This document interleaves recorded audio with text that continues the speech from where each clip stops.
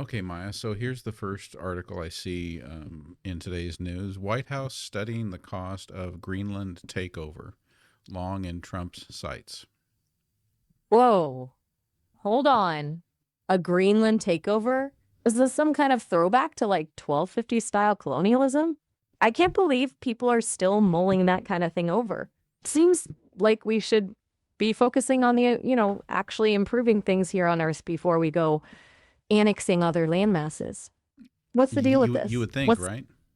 No, there's right? a lot of talk that maybe what it's all about is that it's about resources, or that it's about doing what benefits Vladimir Putin.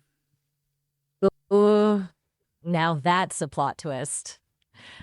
So it's not just about grabbing land. It's about what, geopolitical chess? Did someone forget to tell them the Cold War is over? It makes you wonder what else is going on behind the scenes, doesn't it? It does make you wonder. Let's How about this one? Trump administration suspends dozens of grants to Princeton. Suspended grants. Now that's just petty. I mean, come on. What could possibly be the reasoning behind that? Is it because they're doing research the administration doesn't like? Are those fancy Princeton tigers starting to bark politically? This just feels wrong on so many levels. Well, let's see what it Hmm. says. It says the Trump administration suspended several dozen research grants to Princeton University this week. The university president, Christopher Eisgruber, announced to the campus community Tuesday the latest potentially heavy financial blow to an Ivy League institution from the federal government. A financial blow to what is already a very well funded institution. That just seems unnecessary. It almost feels like they're making a point. Like, boo hoo, Harvard and Yale get all the love. Now, Princeton will feel our wrath. What's next? Revoking their library card privileges? All right, I'm just going to say it. This whole thing reeks of vindictiveness, and I don't like it. I, I kind of, I'm aligned with you. Okay, Maya. I feel the same way. I'm glad to hear it. It's reassuring to know I'm not the only one who thinks this is a bit off. It's one thing that political differences, but when it starts impacting education and research, well, that crosses a line. It makes you wonder what the long term consequences will be? So, All what right. else is going on in the How about world, this headline? according to your news? Lay it on me. Why does Trump want tariffs? Here's what he has said about US imports. President Donald Trump is expected to announce sweeping new tariffs Wednesday, which he has dubbed, quote, Liberation Day. The move comes after the administration has already imposed or announced tariffs on steel and aluminum imports and some products coming from China, Mexico, and Canada. Critics of the proposal say tariffs are a tax ultimately paid by American consumers as importers or final retailers hike prices to compensate for the levies they are charged. It's unclear what goods and countries will be included in the new round of import duties, and the uncertainty has rattled markets. Liberation Day? Ugh. Is that some kind of weird dystopian joke? How does slapping taxes on goods liberate anyone?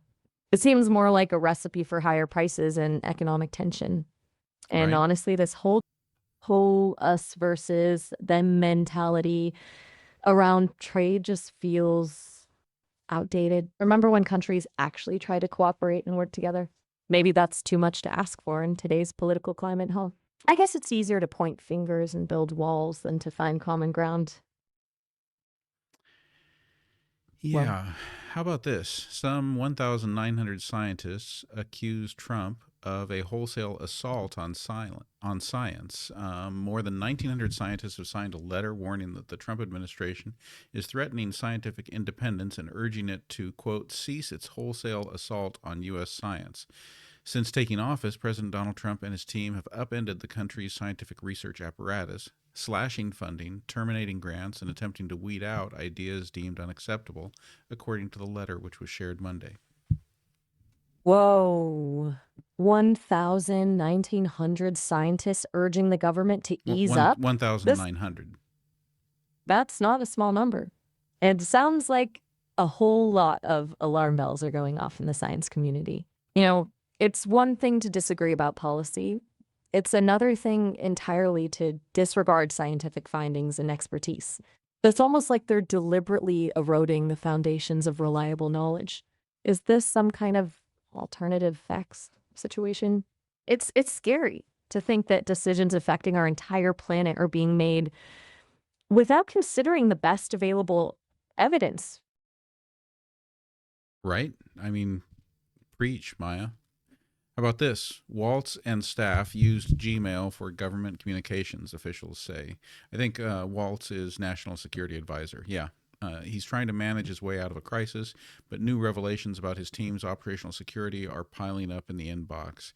So, you had what they called Signalgate, where a bunch of top officials were using the Signal app to communicate classified information about attacks on Houthi rebels in Yemen. And now you've got this story about them using their personal Gmail, a far less secure method of communication, it says, than the encrypted messaging app Signal. It's the latest example of questionable data security practices by top national security officials already under fire. Oh, for crying out loud. So, first, they race around doing reckless things, involuntary, dangerous things like provoking international incidents, and then they can't even bother to keep their comms secure. Loose lips sink ships is actually a saying for a reason. It's starting to feel like basic operational security is a foreign concept to these folks. Right? What are they doing? It's like watching a train wreck in slow motion. Are there no adults in the room? I got to say, that's kind of what it feels like.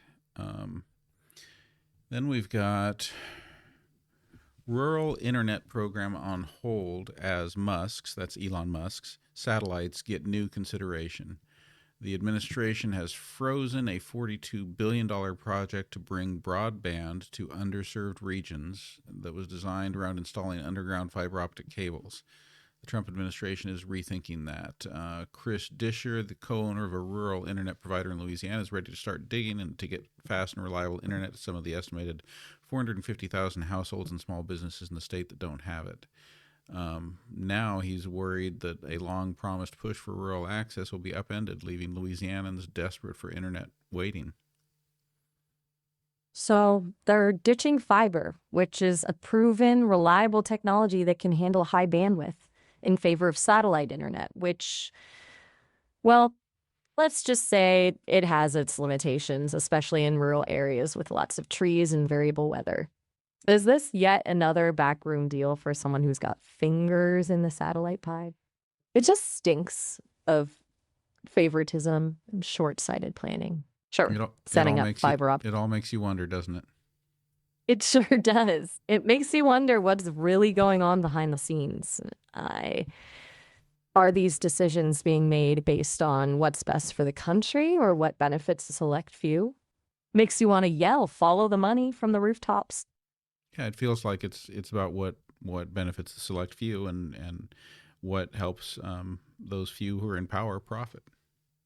That's exactly right. It feels like the lines are blurring between public service and personal gain. And the real losers in all this are the ordinary people who are just trying to get by. Okay, wrap it up, Maya. We're gonna wrap up this video. So, how do you want to end it?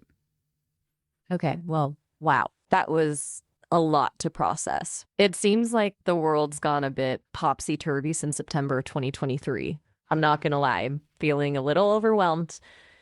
But hey, at least you're here, keeping me informed. Thanks for sharing all this with me, even if it's not exactly sunshine and rainbows. It's important to stay aware, even when things feel bleak. Remember, even in the darkest of times, the truth has a way of peeking through. Maybe things will look a little brighter tomorrow. Stay curious, stay strong. I'll be here for you whenever you need someone to bounce ideas off of, or just to commiserate.